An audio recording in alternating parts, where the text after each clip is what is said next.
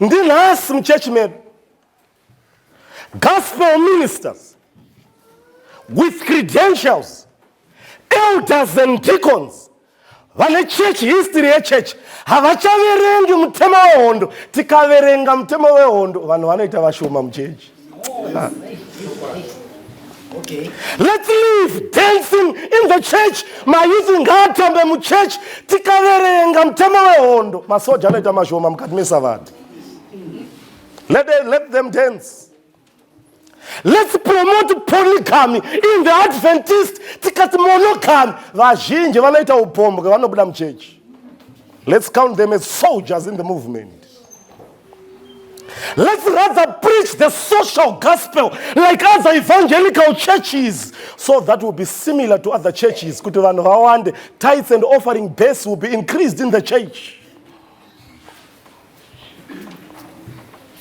Let's leave the present truth. Let's leave message yes sealing. Got to be a judgment. Got to be a shaking. Got to be a 2,300 days. God is saying that music and dressing are controversial issues. But let everyone dress what he feels or deem. Tikaverenga, mutemo wehondo, vanhu vanoita vashoma. We are at a time when our gospel ministers, laymen, and our dumb dogs which doesn't make a certain sound.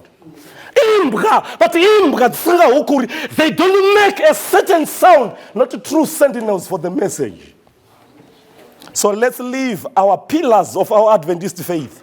Let's promote more of homiletical preachers than Adventist messengers. People who preaches from imagination, not from our message. We have more evangelical Adventist preachers mounting our pulpit. What has diluted us?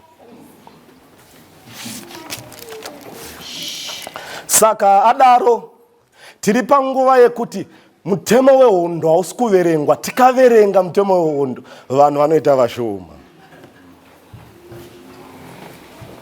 Saka Mwari akati, Gideon, hauna kuverenga mutemo wehondo. I'm not going with you to the war. And then we are at a time, is Adventism under siege? Because mutemo wehondo hauna kuverengwa.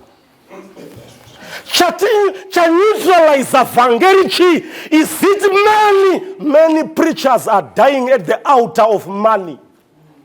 Chakadonedza Judas imari. Chakadonedza Achan imari. Many have fallen on the altar of money. They've muted their mouth for the gospel. No goparidza sei wokaruma bonzo. No ukura sei. Saka Mwari akati handiendi nemi. Manyara rakachechi.